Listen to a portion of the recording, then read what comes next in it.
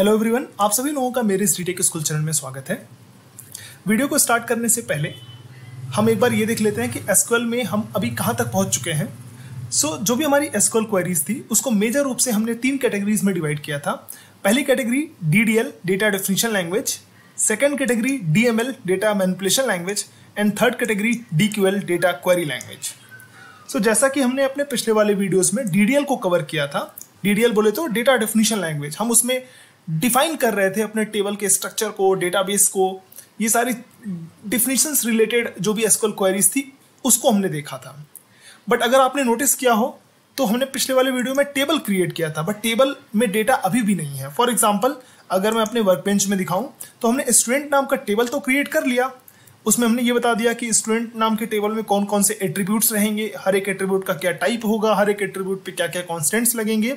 But student नाम के जो टेबल हमने बनाया था उस टेबल में अभी भी कोई किसी भी स्टूडेंट की इंफॉर्मेशन स्टोर नहीं है, मतलब कोई भी डेटा अभी स्टोर नहीं है, राइट। तो इसका मतलब कि अब हमें अब डेटा को भी इंसर्ट करने की जरूरत पड़ेगी, राइट। जो हमारा नेक्स्ट कैटेगरी है जो कि हम आज की वीडियो में कवर करेंगे, DML डेटा मैनिपुलेशन लैंग्वेज। नाम से ही पता लग रहा है डेटा मैनिपुलेशन, मतलब डेटा को मैनिपुलेट करने के काम में आ रहा है। तो वो सारी एसक्यूएल क्वेरीज जो डेटा को मैनिपुलेट करने के काम में आती है वो DML का पार्ट है, मतलब डेटा मैनिपुलेशन लैंग्वेज का पार्ट है, ठीक है। तो जैसे इसमें आप बोलोगे यार डेटा को इंसर्ट करने के लिए कुछ एसक्यूएल क्वेरीज का यूज करेंगे हम, तो वो जो एसक्यूएल क्वेरी होगी वो DML का पार्ट होगी। या इंसर्टेड जो डेटा है उसको अपडेट करने के लिए जो एसक्यूएल क्वेरी होगी वो DML का पार्ट होगी। या जो भी इंसर्टेड डेटा है उसको डिलीट करने के लिए जो क्वेरीज का यूज करेंगे हम, वो भी DML का पार्ट होगा। चलिए अब हम स्टार्ट करते हैं अपना आज का टॉपिक, डेटा मैनिपुलेशन लैंग्वेज। एक बार देख लेते हैं। When we create a table, only its structure is created, but the table has no data.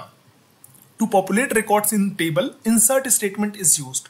Also, table records can be deleted or updated using delete and update statements. These SQL statements are part of data manipulation language. तो ये हमने पहले ही देख लिया है, I think आपको clear हो गया होगा, बट एक बार फिर से बता देता हूँ। देखिए बहुत सिंपल है। डेटा को इंसर्ट करने के लिए आप इंसर्ट स्टेटमेंट का यूज करोगे जो कि DML क्वेरी का ही पार्ट है। सिमिलरली इंसर्टेड डेटा को डिलीट करने के लिए डिलीट स्टेटमेंट का यूज करना है और अपडेट करने के लिए अपडेट स्टेटमेंट का यूज करना है। तो चलिए हर एक क्वेरीज को वन बाय वन करके देख लेते हैं। Data manipulation using a database means either insertion of a new data, removal of existing data और modification of existing data in the database. ठीक है, आई थिंक ये क्लियर हो गया होगा बहुत अच्छे से, ठीक है। तो डेटा मैनिपुलेशन में सबसे पहला वाला जो क्वेरी है इंसर्शन ऑफ रिकॉर्ड्स, मतलब रिकॉर्ड्स बोले तो रो, हमारे टेबल के अंदर कैसे हम रो को इंसर्ट करेंगे वो क्वेरी देख लेते हैं एक बारी। तो उसका सिंटेक्स देखिए, सिंटेक्स बहुत ही सिंपल है, इंसर्ट स्टेटमेंट का यूज करते हैं। Insert into table name values और हर एक वैल्यू को आप ब्रैकेट के अंदर डिफाइन कर दो, राइट। तो ये आपका सिंटेक्स हो गया। ये सिंटेक्स बहुत ही ईजी है, आप इसको एक बार ऐसे समझने की कोशिश कीजिए। इंसर्ट मतलब इंसर्ट करो, इनटू कहाँ पे इंसर्ट करना है, टेबल नेम, जिस टेबल में करना, जिस टेबल में आपको डेटा को इंसर्ट करना है, राइट। वैल्यूज, क्या वैल्यू इंसर्ट करनी है, ब्रैकेट में value 1 comma value 2 comma value 3 dot dot dot, right. अब यहाँ पे बोलोगे जो वैल्यू 1 होगा वो बाय डिफॉल्ट जो आपने टेबल क्रिएट करते समय जो कॉलम 1 था उसके अंदर जाएगा, जो वैल्यू 2 होगा वो कॉलम 2 के अंदर जाएगा, सिमिलरली वैल्यू 3 जो होगा वो कॉलम 3 के अंदर जाएगा। तो यहाँ पे जो भी आपने वैल्यू सीक्वेंस में दी है वो टेबल क्रिएट करते टाइम पे जो भी आपने सीक्वेंसिंग दी होगी एट्रीब्यूट्स की या कॉलम की, उसी सीक्वेंस में वैल्यू ये असाइन होता चला जाएगा, ठीक है। चलिए, तो ये आपका आपके टेबल में एक रो को इंसर्ट करने के काम आएगा। तो अगर मैं ऐसे बोलूँ कि insert into table name, for example मेरे केस में स्टूडेंट है, राइट। तो मेरे केस में स्टूडेंट नाम का टेबल है, तो student value 1 comma value 2 dot dot dot, right. ये एक रो को इंसर्ट करने के काम आएगा। आप बोलोगे कि यार हो सकता है कि मुझे मल्टीपल रोज को एक साथ इंसर्ट करना है, तो कोई बात नहीं, आपने यहाँ पे बोला है इंसर्ट मतलब इंसर्ट करो इनटू टेबल नेम वैल्यूज। आपने एक सेट ऑफ वैल्यूज को दिया है तो इसलिए वो एक रिकॉर्ड्स को इंसर्ट करेगा। आपको और भी रिकॉर्ड को इंसर्ट करना है तो आप सेम क्वेरी में कॉमा दे करके एक और डेटा को इंसर्ट कर दो, सिमिलरली एक और रिकॉर्ड को इंसर्ट कर दो, राइट। तो जब आप ये वाला एसक्यूएल स्टेटमेंट चलाओगे तो आपके टेबल के अंदर 3 रो इंसर्ट हो जाएंगे, राइट। ये पहला वाला रो, ये सेकेंड वाला रो और सिमिलरली ये थर्ड वाला रो, राइट। ठीक है, चलिए अब इसको एक बार हम चला के भी देख लेते हैं। जो हमारा स्टूडेंट टेबल था, उस स्टूडेंट टेबल को हमने क्रिएट तो कर लिया था, बट उसके अंदर कोई भी स्टूडेंट की इन्फॉर्मेशन अभी तक हमने स्टोर नहीं करी थी। तो चलिए इंसर्ट स्टेटमेंट के थ्रू अब हम कुछ स्टूडेंट की इन्फॉर्मेशन अपने टेबल के अंदर रखते हैं। तो कैसे इंसर्ट करेंगे? फॉर एग्जाम्पल एक स्टूडेंट की इन्फॉर्मेशन रखनी है, तो इंसर्ट कमांड के थ्रू हम इंसर्ट करेंगे, इंसर्ट इनटू टेबल नेम, मतलब कौन सा टेबल है? Student table. क्या वैल्यू इंसर्ट करनी है? वैल्यूज, और ब्रैकेट में हर एक वैल्यू को 1 by 1 देना है। यहाँ पे जो वैल्यू आप देंगे वो आप उसी सीक्वेंस में देंगे जिस सीक्वेंस में आपने टेबल क्रिएट करते टाइम पे एट्रीब्यूट्स जिस सीक्वेंस में दिया था उसी सीक्वेंस में आपको वैल्यूज देनी पड़ेगी। फॉर एग्जांपल जो भी आप वैल्यू 1 दोगे वो आपका रोल नंबर वाले एट्रीब्यूट्स में जाएगा, जो वैल्यू 2 होगा वो एस नेम में जाएगा, वैल्यू 3 जो होगा वो एस डेट ऑफ बर्थ में जाएगा, और वैल्यू जो 4th होगा वो GUID गार्जियन ID में जाएगा, राइट। चलिए, तो सबसे पहले हमें रोल नंबर इंसर्ट करना है। तो फॉर एग्जांपल पहला स्टूडेंट का जो रोल नंबर था, रोल नंबर का टाइप क्या था? इंटीजर टाइप, तो इसलिए मैंने यहाँ पे 1 दे दिया, फॉर एग्जांपल 1 रोल नंबर। अब हमें नेम को देना है। नेम आपका जो आपका नेम था उसका टाइप क्या था? तो आप बोलोगे यार वैरकर था, राइट। सो एक चीज ध्यान दो, आप जो भी एट्रीब्यूट का टाइप या तो टेक्स्ट टाइप का हो या तो डेट टाइप का हो, उसकी वैल्यू को आपको सिंगल कोट्स में देना पड़ता है। तो जो नेम होगा वो आप कैसे दोगे? नेम आपका दीपक, फॉर एग्जांपल दीपक आपका स्टूडेंट का नेम है, तो आप ऐसे डायरेक्ट नहीं दे सकते, ये आपका टेक्स्ट टाइप का था तो इसलिए आपको इसको सिंगल कोट्स में देना पड़ेगा।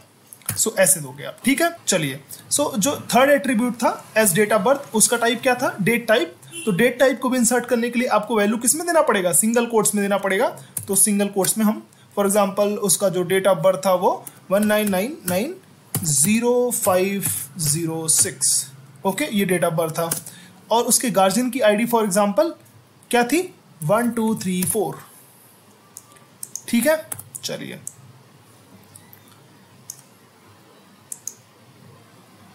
तो ये देखिए, ये पहले स्टूडेंट की इंफॉर्मेशन इंसर्ट हो चुकी है, राइट।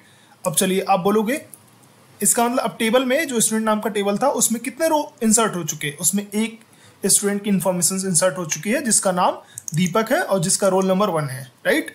चलिए, अब आप बोलोगे कि यार मुझे 2 और स्टूडेंट की इंफॉर्मेशन इंसर्ट करनी है, तो कैसे करोगे? सेम कमांड के थ्रू, इंसर्ट इनटू। अब मान लीजिए मैं एक ही इंसर्ट स्टेटमेंट के थ्रू 2 स्टूडेंट की इंफॉर्मेशन ऐड करना चाहता हूँ, तो कैसे दोगे आप? फॉर एग्जाम्पल स्टूडेंट वैल्यूज आप दे दो। फॉर एग्जाम्पल सेकेंड स्टूडेंट का रोल नंबर 2 है एंड उसका नेम फॉर एग्जाम्पल प्रिया, और जो उसका डेट ऑफ बर्थ है उसको भी आपको सिंगल कोट्स में देना है। So for example 199809 and 01, okay.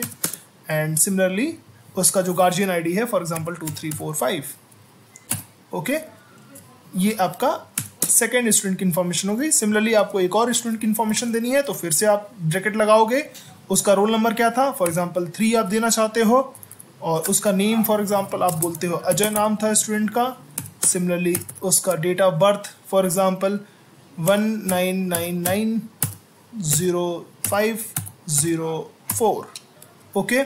Similarly उसका जो गार्जियन का आईडी था वो फॉर एग्जांपल 8890, ये है, राइट। तो जब आप ये चलाओगे तो क्या होगा? 2 रो इंसर्ट हो जाएंगे आपके स्टूडेंट टेबल के अंदर, राइट। ये आप देखो तो आप ग्रीन करके बोल भी रहा है 2 रो इंसर्टेड, मतलब बोले तो 2 रो अफेक्टेड। सो यहाँ पे अब आपके स्टूडेंट टेबल के अंदर टोटल कितने रिकॉर्ड्स हो गए? 3 रिकॉर्ड्स हो गए। आपने एक ये रो इंसर्ट किया, सिमिलरली एक ये रो, सिमिलरली एक ये रो, टोटल 3 रिकॉर्ड्स आपके इंसर्ट हो चुके हैं स्टूडेंट टेबल के अंदर। सो आई थिंक आप लोगों को इंसर्ट स्टेटमेंट बहुत ही अच्छे से क्लियर हो गया होगा। यहाँ पे अगर आपने एक चीज नोटिस करी होगी तो अपने इंसर्ट स्टेटमेंट को चलाते टाइम पे जिस भी सीक्वेंस में हमने वैल्यूज प्रोवाइड कराई है वो बाय डिफॉल्ट उसी सीक्वेंस में टेबल के अंदर जाती है जिस सीक्वेंस में आपने एट्रीब्यूट्स डिफाइन करे थे टेबल को क्रिएट करते टाइम पे, राइट। बट मान लीजिए आपको ये तो पता है कि कौन कौन से एट्रीब्यूट्स हैं इस टेबल के अंदर, हर एक एट्रीब्यूट्स का क्या डेटा टाइप है, हर एक एट्रीब्यूट का क्या नेम है, बट आप एट्रीब्यूट्स की सीक्वेंसिंग आप भूल गए हो, तो उस केस में फिर आप डेटा को कैसे इंसर्ट करोगे? एक तो तरीका है कि आप एट्रीब्यूट्स की सीक्वेंसिंग को चेक करो, बट मान लीजिए आप वो नहीं करना चाहते हो, तो एसक्यूएल क्या करता है, आपको एक और तरीका प्रोवाइड कराता है कि आप अपने सिंटेक्स में माइनर सा चेंज करिए और जिस भी सीक्वेंस में आप अपने वैल्यूज को इंसर्ट करना चाहते हैं उस सीक्वेंस में आप इंसर्ट कर सकते हैं। जैसे ये देखिए, ये वाला सिंटेक्स में आप देखोगे तो एसक्यूएल स्टेटमेंट सेम है, यहाँ पे भी इंसर्ट इनटू टेबल नेम, और यहाँ पे आप जिस भी सीक्वेंस में आप डेटा को इंसर्ट करना चाहते हो कॉलम वाइज वो सीक्वेंस आप दे सकते हो, like column 1 column 2 dot dot dot and values, जो भी आप वैल्यूज यहाँ पे देना चाहते हो। यहाँ पे होगा क्या, जो भी आपने वैल्यू 1 दिया है वो कॉलम 1 में जाएगा, वैल्यू 2 जो दिया है वो कॉलम 2 में जाएगा। बट ये कॉलम 2 कोई जरूरी नहीं है कि जो आपने टेबल क्रिएट किया हो उस टाइम पे जो सीक्वेंसिंग हो वही सीक्वेंसिंग यहाँ पे भी हो, ये दोनों डिफरेंट हो सकती है। ठीक है, अब ऐसे इसको रन करा के देख लेते हैं। ठीक है, तो अब क्या करते हैं, अब स्टूडेंट टेबल के ही अंदर एक और स्टूडेंट की इंफॉर्मेशन ऐड करते हैं, बट इस टाइम पे इंसर्ट करने के टाइम पे हम सीक्वेंसिंग अपने हिसाब से डिसाइड करेंगे कि वैल्यू 1 किस कॉलम के अंदर जाएगा, वैल्यू 2 किस कॉलम के अंदर जाएगा। ठीक है, तो उसके लिए क्या करना है, same command insert into table name बोले तो स्टूडेंट, यहाँ पे आप अपने कॉलम की सीक्वेंसिंग डिसाइड कर सकते हो कि किस सीक्वेंस में आपकी वैल्यूज यहाँ पे आएंगी, राइट। तो पहले आप चाहते हो कि जो भी आप पहली वैल्यू दोगे वो एस नेम के अंदर जाए, जो आप सेकेंड वैल्यू दोगे वो आपका स्टूडेंट का डेट ऑफ बर्थ के अंदर जाए, जो आपका जो थर्ड वैल्यू आप दोगे वो गार्जियन की आईडी के अंदर जाए, और जो आप रोल नंबर दोगे वो लास्ट में दोगे फॉर एग्जांपल, राइट। ये आप सीक्वेंसिंग डिसाइड कर रहे हो यहाँ पे। तो insert into table name then values, और वैल्यूज आप यहाँ पे दे दो। तो यहाँ पे सबसे पहले आपको क्या देना पड़ेगा, एस नेम स्टूडेंट का नेम, तो स्टूडेंट का नेम फॉर एग्जांपल आप चाहते हो रोहित, ओके। जो आपका डेट ऑफ बर्थ है वो आप चाहते हो, डेट ऑफ बर्थ क्या है, डेट टाइप का है तो आपको सिंगल कोट्स में देना पड़ेगा, फॉर एग्जांपल 19970403, ओके। और गार्जियन आईडी फॉर एग्जांपल इसका गार्जियन आईडी फॉर एग्जांपल आप देना चाहते हो 3456, ओके। चलिए, आप इसका जो रोल नंबर आप देना चाहते हो फॉर एग्जांपल 4 देना चाहते हो, राइट। चलिए, तो जब आप इसको रन करोगे तो आपका एक रो इंसर्ट हो जाएगा। बट यहाँ पे नोटिस करने वाली चीज ये है कि जो यहाँ पे जो भी आपने वैल्यूज जिस सीक्वेंस में दिया है, राइट, वो उसी सीक्वेंस में जा रही है जिस सीक्वेंस में आपने यहाँ पे कॉलम डिसाइड किए हैं, राइट। अगर यहाँ पे आप अपने कॉलम की सीक्वेंसिंग डिसाइड नहीं करोगे तो स्टूडेंट टेबल के अंदर टेबल क्रिएट करते टाइम पे जो भी कॉलम की सीक्वेंसिंग होगी उसी सीक्वेंस में आपकी वैल्यूज असाइन होगी। ठीक है, ये स्टेटमेंट क्लियर हो गया होगा। चलिए, ठीक है, तो आई थिंक ये भी आपको क्लियर हो गया। ठीक है, ये नोट मैंने ऑलरेडी बता ही दिया है, text and date values must be enclosed in single quotes. ठीक है, चलिए, तो इंसर्ट स्टेटमेंट तो आपको क्लियर हो गया। अब डेटा मैनिपुलेशन लैंग्वेज के अंदर दो और स्टेटमेंट बचते हैं, डिलीट स्टेटमेंट और अपडेट स्टेटमेंट। ये दोनों स्टेटमेंट मैं डेटा क्वेरी लैंग्वेज पढ़ने के बाद में समझाऊंगा, क्योंकि ये समहाउ आपका डेटा क्वेरी लैंग्वेज से थोड़े बहुत रिलेटेड है। ये दोनों क्वेरीज डिलीट और अपडेट आपके हैं तो डेटा मैनिपुलेशन लैंग्वेज का ही पार्ट, बट ये आपको तभी अच्छे से समझ में आ पाएगा जब आप डेटा क्वेरी लैंग्वेज को पढ़ लोगे। सो चलिए, अब हम देख लेते हैं अपना मोस्ट इंपॉर्टेंट टॉपिक और next category, data query language. ये बहुत ही ज़्यादा इंपॉर्टेंट है और यहाँ से क्वेश्चंस भर भर के पूछे जाते हैं। सो जैसा कि नाम से ही समझ में आ रहा है, डेटा क्वेरी लैंग्वेज वो सारे एसक्यूएल स्टेटमेंट जो डेटाबेस से डेटा को क्वेरी करने के काम में आते हैं, डेटाबेस से डेटा को रीड करने के काम में आते हैं, वो आपका डेटा क्वेरी लैंग्वेज का पार्ट होते हैं। सो एक बार देख लेते हैं। The SQL statement select is used to retrieve data from the tables in a database and is also called a query statement. So data query language के अंदर सेलेक्ट स्टेटमेंट बेसिकली डेटाबेस से data को read करने के काम में आता है। ठीक है, चलिए, डेटाबेस से डेटा को रिट्रीव करने के काम में आता है कौन सा स्टेटमेंट, सेलेक्ट स्टेटमेंट। बहुत इंपॉर्टेंट है, आपको बहुत ही ध्यान से ये वाला टॉपिक समझना है, क्योंकि यहां से क्वेश्चंस 100% गारंटी के साथ पूछे जाते हैं। ठीक है, सो सेलेक्ट स्टेटमेंट का क्या सिंटेक्स होने वाला है, बहुत ही सिंपल सिंटेक्स है इसका। Select attribute 1, attribute 2, dot dot dot from table name, that's it. जब आप ये चलाओगे, ये क्वेरी रन करोगे, तो बेसिकली आप देखो क्या बोल रहा हो, सेलेक्ट मतलब सेलेक्ट करो, ये सारे एट्रीब्यूट सेलेक्ट करो फ्रॉम दिस टेबल, इस टेबल से सेलेक्ट करो, राइट। तो ये क्या करेगा, उस टेबल के अंदर जो भी आपने एट्रीब्यूट्स यहाँ पे सेलेक्ट करे हैं उस एट्रीब्यूट्स की जो जो वैल्यू पॉसिबल थी, जो जो उस एट्रीब्यूट के लिए जो जो आपने रो इंसर्ट किए थे वो आपको शो कर देगा। तो अब आप बोलोगे कि यार टेबल के अंदर तो बहुत सारे एट्रीब्यूट हो सकते हैं, तो अगर आपको पूरा का पूरा टेबल का डेटा देखना है तो क्या करोगे? दो तरीका है। एक, या तो आप टेबल के अंदर जितने भी एट्रीब्यूट्स थे उसको आप यहाँ पे डिफाइन करो, एट्रीब्यूट 1, एट्रीब्यूट 2, सारे एट्रीब्यूट, राइट। या दूसरा तरीका है कि सारे एट्रीब्यूट्स को आप स्टार से भी रिप्लेस कर सकते हो। तो कंप्यूटर साइंस में जब भी हम स्टार लिखें, मतलब सब कुछ, कंप्यूटर साइंस में जब भी हम स्टार लिखते हैं इसका मतलब होता है सब कुछ। तो to select all the attribute of the table, select star मतलब सब कुछ, फ्रॉम दिस टेबल नेम, मतलब इस टेबल से जितने भी एट्रीब्यूट्स हैं सबको सेलेक्ट करो मतलब सबको शो करो। चलिए, तो अब हम अपने सेलेक्ट स्टेटमेंट को एक बार प्रैक्टिकली करके भी देख लेते हैं। सो उसके लिए हम चलते हैं अपने वर्क बेंच पे। यहाँ पे मैंने स्टूडेंट नाम का टेबल क्रिएट किया था जिसके अंदर हमने 4 रिकॉर्ड्स को इंसर्ट किए थे अभी। तो अब मान लीजिए हम ये देखना चाहते हैं कि स्टूडेंट टेबल के अंदर रोल नंबर और एसनेम सारे स्टूडेंट का मुझे देखना है। तो उसके लिए हम क्या करेंगे, मतलब बेसिकली मुझे अपने स्टूडेंट टेबल के डेटा को रिट्रीव करना है, डेटा को रीड करना है। तो उसके लिए मुझे सेलेक्ट स्टेटमेंट का यूज करना पड़ेगा। सेलेक्ट, मुझे मान लीजिए रोल नंबर देखना है हर एक स्टूडेंट का, तो रोल नंबर को मैंने सेलेक्ट कर लिया कॉलम। सिमिलरली मुझे हर एक स्टूडेंट का नेम देखना है, तो एस नेम मैंने सेलेक्ट कर लिया। तो 2 एट्रीब्यूट मुझे देखने हैं स्टूडेंट टेबल के अंदर से, तो मैंने select roll number S name कर दिया। कहाँ से देखने हैं? स्टूडेंट टेबल के अंदर से देखने, इसलिए मैंने फ्रॉम स्टूडेंट कर दिया। तो जब मैं ये रन करूंगा तो मुझे स्टूडेंट टेबल के अंदर सारे रोल नंबर्स और एस नेम दिख जाएंगे। तो ये देखिए, रोल नंबर कॉलम और एस नेम कॉलम सेलेक्ट होकर के मुझे दिख गया आउटपुट में, रोल नंबर 1 2 3 4। उसी तरह हर एक रोल नंबर का क्या नेम है वो मुझे दिख गया, राइट। मान लीजिए मैं चाहता हूं कि हर एक एट्रीब्यूट मुझे देखना है, तो मैं क्या कर सकता हूं? Role number, S name, similarly मुझे अब हर एक स्टूडेंट का डेट ऑफ बर्थ भी देखना है और सिमिलरली हर एक स्टूडेंट का गार्जियन आईडी भी देखना है। तो मैं select roll number, S name, date of birth, GUID, ये सारे मैंने सेलेक्ट कर लिए कॉलम फ्रॉम स्टूडेंट टेबल। तो अब मुझे सारा इंफॉर्मेशन ऐसे दिख जाएगा।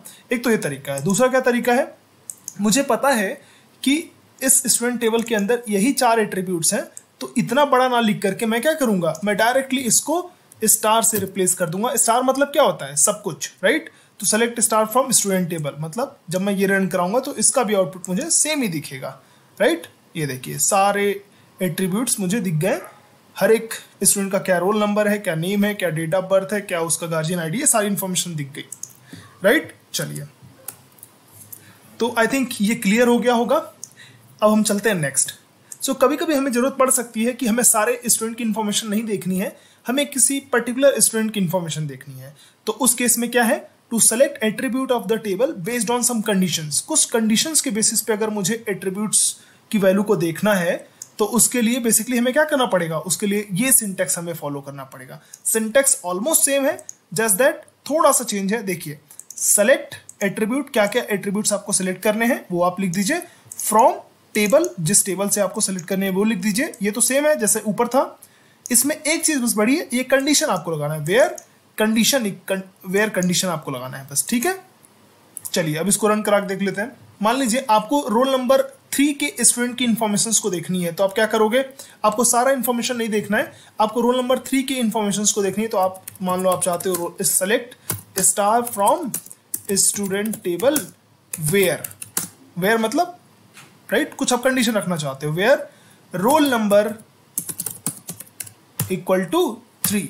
तो ये क्या करेगा, ये केवल और केवल जिसका रोल नंबर 3 होगा उसी की इंफॉर्मेशन को शो करेगा। तो जब इसको आप रन कराओगे तो देखो आप 3 Ajay this GUID, right. Similarly आप चाहते हो कि जिस स्टूडेंट का रोल नंबर 1 हो केवल उसकी इंफॉर्मेशन मुझे दिख जाए, तो आप इसको रन कराओगे तो कैसे दिखेगा, सी केवल दीपक की इंफॉर्मेशन पूरी दिखी है मुझे। सिमिलरली आप चाहते हो कि नहीं यार मुझे 4th वाले स्टूडेंट की जिसका रोल नंबर 4 है उसकी इंफॉर्मेशन दिख जाए, तो आपने कंडीशन चेंज कर दिया, राइट। बात समझ में आई कि नहीं आई? तो अब ऐसे रन कैसे होता है, ये देखिए, जब आपने ये कंडीशन लिखा ना सेलेक्ट स्टार फ्रॉम दिस, तो वेयर के अंदर जो भी आपने कंडीशन लिखा है वो बेसिकली हर एक रो पे जाके चेक होता है। तो यहाँ पे ये पहले रो पे पहले जाएगा कि बेसिकली इसको प्रिंट करना है कि नहीं करना है, तो इसके लिए पहले चेक करेगा क्या रोल नंबर इक्वल टू 1 है, नहीं है तो इसको छोड़ देगा, इसको नहीं प्रिंट करेगा। फिर इस पे जाएगा क्या रोल नंबर इक्वल टू 4 है, नहीं है तो इसको भी नहीं प्रिंट करेगा। क्या रोल नंबर इक्वल टू 4 है, नहीं है, इसको नहीं प्रिंट करेगा। फिर इस पे जाएगा, जब इस पे चेक करेगा क्या रोल नंबर इक्वल टू 4 है, हाँ है, तो इसलिए ये वाला पूरा का पूरा प्रिंट हो जाएगा रो। राइट, बात समझ में कि नहीं आई? ठीक है, चलिए, तो आई थिंक ये क्लियर हो गया होगा। चलिए अब हम देख लेते हैं नेक्स्ट, कुछ और एग्जांपल करके हम देखते हैं। हमारे फॉर एग्जांपल हम एक ऑफिस नाम का हमारे पास डेटाबेस है जिसके अंदर एम्प्लॉय नाम का टेबल है। जैसे ये टेबल है एम्प्लॉय नाम का, जिसमें एम्प्लॉय नंबर आपका एक कॉलम है, एम्प्लॉय नेम आपका एक कॉलम है, सिमिलरली सैलरी, एम्प्लॉय का क्या बोनस होने वाला है, एम्प्लॉय का क्या डिपार्टमेंट आईडी होने वाला है, वो एम्प्लॉय किस डिपार्टमेंट में काम करता है, ये सारी इन्फॉर्मेशंस एम्प्लॉय टेबल के अंदर है। अब आप बेसिकली इस टेबल से आप एम्प्लॉय नंबर आप रिट्रीव करना चाहते हो, तो आप क्या करोगे, select employee number from employee table. Right, तो जैसे आप ये क्वेरी रन कराओगे तो आपको इस पूरे टेबल से सारा का सारा एम्प्लॉय नंबर आपको एज अ वन कॉलम ऐसे आउटपुट में दिख जाएगा ऐसे। राइट, ठीक है। चलिए, अगर आप चाहते हो नहीं यार मैं एम्प्लॉय नंबर के साथ साथ हर एक एम्प्लॉय का नेम भी देखना चाहता हूं, तो आप क्या करोगे, select employee number comma employee name from employee table. Right, जब आप ये क्वेरी रन कराओगे तो आपको आउटपुट में ये आ जाएगा। देखिए कितना सिंपल है। बेसिकली इस पूरे के पूरे एम्प्लॉय टेबल से जो भी आपका एम्प्लॉय नेम है और एम्प्लॉय नंबर है वो आपका सेलेक्ट होकर के आपको मिल गया, क्योंकि आपने सेलेक्ट में केवल इसी दो चीज़ों को सेलेक्ट किया था। राइट, चलिए इतना आपको क्लियर हो गया, ठीक है। अब नेक्स्ट देख लेते हैं रीनेमिंग ऑफ कॉलम्स। कभी कभी हमें कॉलम को रीनेम करने की भी जरूरत पड़ती है, जैसे renaming can be done by using of alias as. हम एलियास एज का यूज करते हैं अपने कॉलम को रीनेम करने के लिए। जैसे फॉर एग्जांपल आप चाहते हो कि ये जो यहाँ पे जो आपने सेलेक्ट किया, right, select employee number from employee table, तो आपको ऐसे EMPNO दिख रहा है। राइट, जो आपको लग रहा है कि आपको किसी को समझ में नहीं आएगा। राइट, क्योंकि हो सकता है कोई सोचे कि यार EMP नंबर का मतलब क्या है, तो आप चाहते हो कि यार EMP नंबर की जगह पे ऐसे दे कि एम्प्लॉय नंबर। राइट, तो आप ऐसे क्या कर सकते हो, आप एज स्टेटमेंट का यूज करके आप कॉलम को रीनेम कर सकते हो। वो रीनेम मतलब टेबल के अंदर नहीं होगा, वो केवल आपको जब आउटपुट दिखेगा ना उस आउटपुट में केवल वो रीनेम करके दिखाएगा। ठीक है, तो ये देखो आप select ename as name from employ, तो अब आपका जो है ये ईनेम करके आउटपुट नहीं दिखेगा। जब आप इस वाले क्वेरी को रन कराओगे तो आपका यहाँ पे नेम दिखेगा और फिर ये सारा का सारा नेम दिख जाएगा। ठीक है, बस में ही चलिए करके भी देख लेते हैं इसको। हम चलते हैं वर्क बेंच पे। जैसे मान लीजिए हम चाहते हैं कि ये जो एस नेम आ रहा है, राइट, मुझे समझ में नहीं आ रहा है, तो मैं चाहता हूं इसको ऐसे सेलेक्ट करना, सेलेक्ट एस नेम एज। मैं चाहता हूं ये मुझे स्टूडेंट नेम करके दिखे फ्रॉम स्टूडेंट टेबल। जब मैं ये रन कराऊंगा तो मुझे आउटपुट क्या मिलेगा, केवल स्टूडेंट नेम मिलेगा। लेकिन ये देखिए कॉलम का नेम ये चेंज हो गया, स्टूडेंट नेम, बट ये ऐसा नहीं कि कॉलम का नेम टेबल के अंदर चेंज हो चुका है। ये जो सेलेक्ट क्वेरी है जो आपके टेबल को रीड कर रही है, रीड करके जो आउटपुट आपको दे रखा है उसमें केवल ये कॉलम का नेम चेंज करके आपको केवल दिखा रहा है। राइट, एक्चुअल में कॉलम का नेम चेंज नहीं हुआ है। तो आई थिंक आपको ये क्लियर हो गया होगा। चलिए अब नेक्स्ट देख लेते हैं, select name of all employee along with their annual income calculated as a salary into 12। जैसे आप ये करना चाहते हो, while displaying the query result rename the column ename as a name। ठीक है, तो जैसे मान लीजिए आप इसमें से ही आप चाहते हो कि हर एक एम्प्लॉय का इस टेबल के अंदर से आप चाहते हो कि हर एक एम्प्लॉय का आप नेम प्रिंट करो और हर एक एम्प्लॉय का जो सैलरी है एनुअल सैलरी वो प्रिंट करो। बट ये जो सैलरी दिया गया है वो तो आपकी मंथली सैलरी दी गई है। राइट, तो अगर आप सेलेक्ट करते हो select ENAME and salary from employee table, तो आपको एज इट इज ये दिख जाएगा। राइट, जैसे आलिया ने इतना रुपए मंथली कमाए हैं। राइट, बट आपको मंथली नहीं चाहिए, आपको एनुअल का चाहिए, तो आप क्या करोगे, आप डायरेक्टली सेलेक्ट करने के टाइम पे इनटू 12 कर दोगे। तो ये देखो select query, select ENAME as a name, क्योंकि मैं उसको name as a name print करना चाहता हूँ, comma salary into 12 from employ. तो ये क्या करेगा, आपको नेम एक कॉलम प्रिंट करेगा और दूसरा कॉलम प्रिंट करेगा सैलरी इनटू 12। राइट, वो कैलकुलेट करके, लाइक आलिया के लिए 12 इंटू 10,000। राइट, ये प्रिंट कर देगा। बात समझ में आई कि नहीं आई? चलिए थर्ड एग्जांपल इसी में देख लेते हैं। तो rename salary into 12 also by annual income. जैसे फॉर एग्जांपल जब आप आउटपुट में देखोगे तो आपको एक कॉलम तो नेम करके दिखेगा क्योंकि आपने ई नेम वाले को रीनेम कर दिया as a name, but salary into 12 वालों को आपने रीनेम तो किया नहीं है, तो ये as it is salary into 12 दिखेगा। बट आप चाहते हो कि इसको एज अ एनुअल इनकम दिखे, तो इसको भी आपको रीनेम करना पड़ेगा via using of as command. ठीक है, तो आप क्या करोगे, देखो select S E name as a name comma salary into 12 as a annual income from employee table. तो जब आप ये रन करोगे तो आपको दो कॉलम दिखेंगे, एक नेम करके और आपका एक एनुअल इनकम करके कॉलम दिखेगा आउटपुट में। ठीक है, आई थिंक ये आपको क्लियर हो गया होगा। चलिए, सो अब हम इसके आगे का पोर्शन हम देखेंगे अपने नेक्स्ट वीडियो में।